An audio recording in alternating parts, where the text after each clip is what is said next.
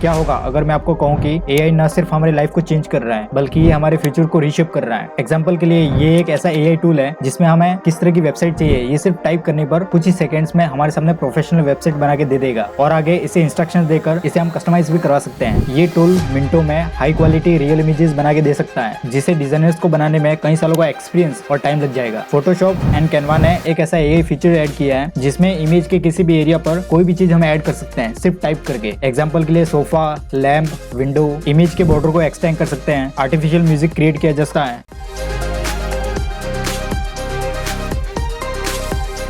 And possibilities endless हैं। जून 2022 में AI का ब्रेन 7 साल के बच्चे के बराबर था जिसमें 10 से 15 साल लगे और दिसंबर 2022 में एआई का ब्रेन 9 साल का हो गया जिसमें सिर्फ 6 महीने लगे। इसका मतलब है कि एआई एक्सपोनेंशियली ग्रो कर रहा है। अब जो नया एआई का वर्जन आएगा वो अभी के एआई से कई गुना विकसित एंड फास्ट होगा। क्या एआई का मिसयूज किया जा सकता है? क्या चाइना एआई का यूज इंडिया के अगेंस्ट कर सकता है? क्या इंडिया एआई की रेस को जीत पाएगा? एक्सपर्ट्स एआई के बारे में क्या सोचते हैं और क्या एआई को रेगुलेट किया जाना चाहिए? आइए इन सभी सवालों के जवाब इस वीडियो में जानने की कोशिश करते हैं। ये video impact of AI series का सेकंड पार्ट है। इसके फर्स्ट पार्ट में हमने बात की थी कि क्या है एआई और एआई का बिजनेसेस एंड जॉब्स पर क्या इम्पैक्ट होगा। इन वीडियोस को हमने घंटों की रिसर्च के बाद कॉम्प्लेक्स टॉपिक को सिंपल लैंग्वेज में एविडेंस के साथ बनाया है। वीडियो अच्छा लगे तो इसे लाइक एंड शेयर जरूर करें। आइए शुरू करते हैं। Bill Gates is warning of the risks of artificial intelligence. Technology and the emergence of green economies will further disrupt labor markets in the coming years. If this technology goes wrong, it can go quite wrong, and we want to be vocal about that. We want to work with the government. The danger of AI is much greater than the danger of nuclear warheads by a lot.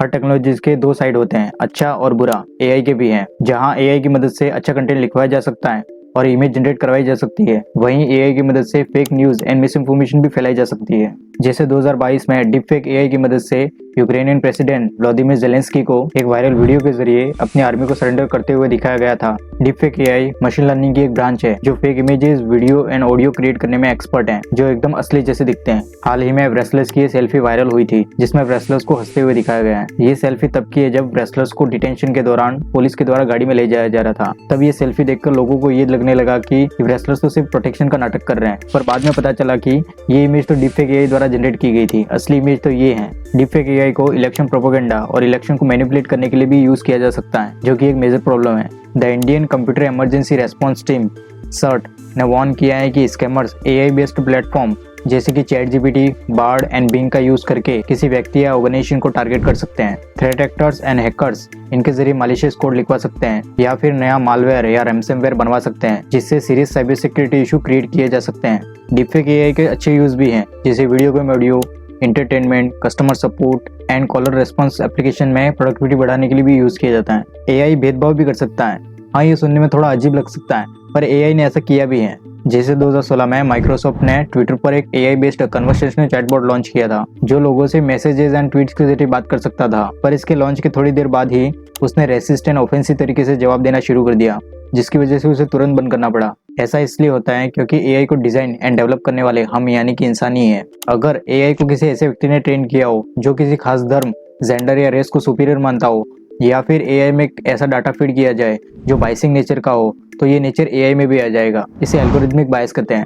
जून 30, 2020 में the association for computing machinery (ACM) ने New York city में AI के biasing nature की वजह से facial recognition technologies को private and government के द्वारा यूज करने पर रोक लगा दी है। अगर एआई का मिसयूज कोई एक व्यक्ति करे तो वो ज्यादा लोगों को नुकसान नहीं पहुंचा पाएगा, पर अगर कोई देश बड़े लेवल पर उसी एआई का मिसयूज मालवेयर, वायरस या फिर वॉर्म्स को एक्टिवेट करके कोई वेपन बनाने में यूज करे तो वो देश अपने दुश्मन देश पर साइबर वॉर या बायो वॉर कर उसे पूरी तरह से खत्म भी कर सकता है।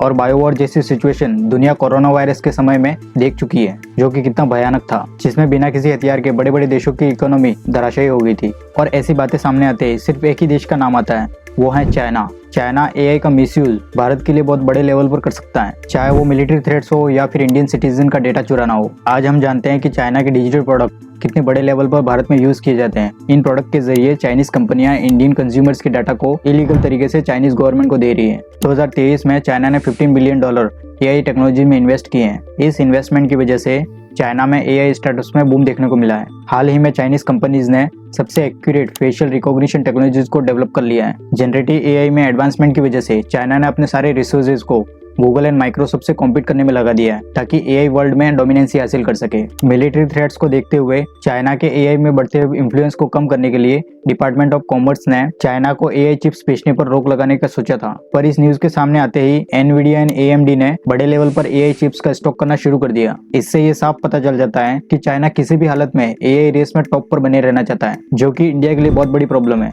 चाइनीज कंपनी जैसे अलीबाबा, बाइडू एंड टेंसेंट ने अपने खुद के चैटजीपीटी स्टाइल वाले चैटबॉट बनाने शुरू कर दिए हैं। फोर्ब्स की रिपोर्ट के अनुसार चाइना और अमेरिका एआई डेवलपमेंट में सेम लेवल पर पहुंच चुके हैं और साथ ही चाइना के टेक्नोलॉजी इंप्लीमेंटेशन में अमेरिका से आगे बढ़ने के भी चांसेस हैं। और बाइडू के चीफ टेक्नोलॉजी ऑफिसर हैपेंग वेंग ने कहा है कि उन्होंने डिजिटल एंड रियल इकोनॉमी में एआई के इंटीग्रेशन को तेज कर दिया है। यहाँ तक समझ में आता है कि चाइना का एआई को लेकर बहुत बड़ा विजन है और इसके लिए चाइना प्रयास भी कर रहा है। अगर इसमें सफल हो जाता है तो भारत के लिए डेंजर साबित हो सकता है। पर एक सेकेंड, क्या चाइना के लिए इतना भी आसान है?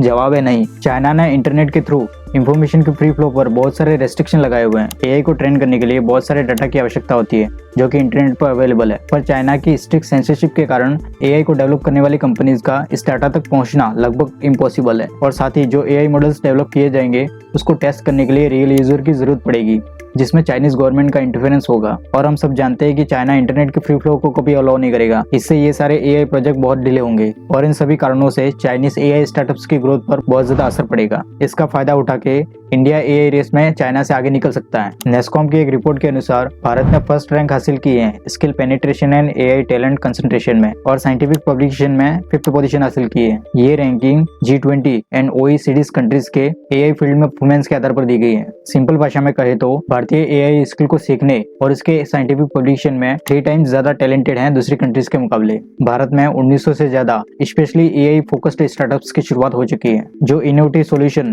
जैसे conversational AI, NLP, video analytics, disease detection, fraud prevention और deepfake AI detection services provide कर रहे हैं। आगे इस रिपोर्ट में ये भी बताया गया है कि 2024 तक भारत में 1 मिलियन प्रोफेशनल्स की डिमांड होगी, जिसमें data scientist and AI professionals भी शामिल होंगे। इंडिया में एआई की ग्रोथ से ग्रोस वैल्यू एडेड जीवीई के रूप में 2026 तक $500 बिलियन इंडियन इकोनॉमी में ऐड होने की संभावना है। 1.6 मिलियन डिजिटल टैलेंट पूल के साथ इंडिया ग्लोबल टैलेंट के लिए प्राइम डेस्टिनेशन के रूप में उभर कर सामने आया है। इन सब से ये साबित हो जाता है कि भारत एआई की रेस में पीछे नहीं है, बस जरूरत है गवर्नमेंट के द्वारा समय पर एंकरेज करने की और यंग जनरेशन को रीस्किल करने की, और इसकी शुरुआत हो चुकी है। इंडियन गवर्नमेंट ने 3 सेंटर ऑफ एक्सीलेंस बनाए जिसमें एआई को भारत के लिए डेवलप किया जाएगा। जिन लोगों ने एआई को डेवलप किया वो लोग अब खुलकर सामने आ रहे हैं और दुनिया को एआई से ह्यूमन एक्सटिंक्शन के खतरे के बारे में खुलकर बता रहे हैं। श्रीधर वेम्बू जो कि CEO एंड को फाउंडर हैं जो कंपनी के, उन्होंने एआई के करंट डेवलपमेंट को न्यूक्लियर वेपन्स एंड क्लोनिंग जैसी टेक्नोलॉजी से कंपेयर किया है जो इंसानों को खत्म करने का दम रखती है। साथ ही उन्होंने एआई के फर्दर डेवलपमेंट को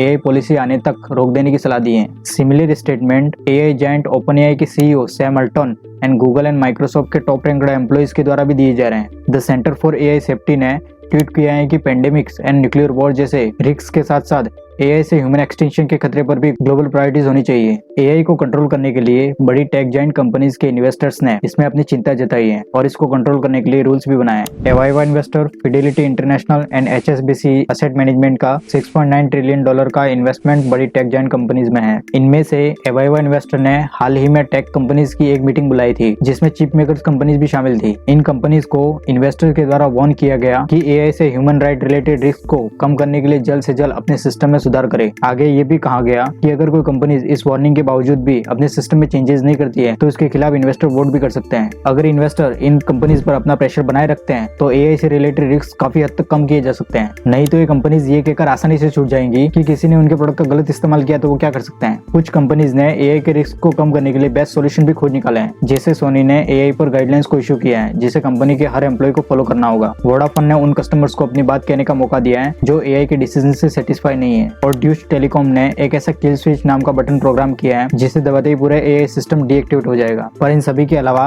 एक यूनिवर्सल रेगुलेटरी लॉ की भी आवश्यकता है ताकि ग्लोबली एआई को कंट्रोल किया जा सके। जो के CEO Sridhar Vembu, Sam Altman and अन्य कई एक्सपर्ट्स की सलाह है कि यूनाइटेड नेशन न्यूक्लियर एजेंसी की तरह एआई के लिए भी यूनिवर्सल रेगुलेटरी बॉडी की आवश्यकता है और इन रेगुलेशंस को बहुत जल्द लाने की आवश्यकता है क्योंकि एआई इंडस्ट्रीज में बहुत बड़े लेवल पर इन्वेस्टमेंट हो रहे हैं। जैसे माइक्रोसॉफ्ट ने ChatGPT 4 से ज्यादा पावरफुल एआई को बनाने के लिए $10 बिलियन ओपन एआई एआई में इन्वेस्ट किए हैं। स्टेटिका के अकॉर्डिंग 2021 में आर्टिफिशियल इंटेलिजेंस में टोटल $93.5 बिलियन का इन्वेस्टमेंट हो चुका है और ये हर साल बढ़ता जा रहा है। इसे देखते हुए यूरोपियन यूनियन ने एक ड्राफ्ट पास किया है जिसे एआई एक्ट नाम दिया है, जिसमें टफ रूल्स बनाए गए हैं कि एआई को यूरोप में किस तरीके से यूज किया जाएगा। ये रूल्स बड़ी टेक कंपनीज जैसे ChatGPT बनाने वाली OpenAI पर सख्ती से लागू किए जाएंगे। इस एक्ट के जरिए OpenAI और उसके जैसी दूसरी टेक कंपनीज को ये बताना होगा कि वो किस तरह के डाटा को AI मॉडल्स को ट्रेन करने के लिए यूज कर रहे हैं। इस एक्ट के अंडर यूरोप में जो भी AI डेवलपमेंट्स हो रहे हैं उनको यूरोपियन राइट्स एंड वैल्यूज के अकॉर्डिंग चलाना होगा और इस एक्ट में human right, safety, privacy, transparency and non discrimination के अधिकारों को प्रायोरिटीज दी गई है। इंडिया में भी AI को रेगुलेट करने के लिए लॉ की जरूरत है, चाहे वो भी जॉब, मिलिट्री या फिर प्राइवेसी सिक्योरिटी हो। हम AI से भाग नहीं सकते, पर इसके मिसयूज से बचना चाहिए। आपको क्या लगता है AI किस हद तक डेवलप हो सकता है? क्या ये एग्जिस्टिंग स्किल को वाइप आउट कर देगा या फिर ये सिर्फ एक बस क्रिएट किया जा रहा है AI कंपनीज के द्वारा ताकि AI टूल्स की पॉपुलरिटी एंड सेल्स बढ़े? कमेंट बॉक्स में जरूर बताएं। अगर इस वीडियो ने आपकी लाइफ में कुछ वैल्यू एड की है तो इस वीडियो को लाइक एंड शेयर जरूर करें। ये फ्री है और इसमें आपको 1 सेकंड भी नहीं लगेगा, पर ये हमारे लिए बहुत मैटर करता है। धन्यवाद।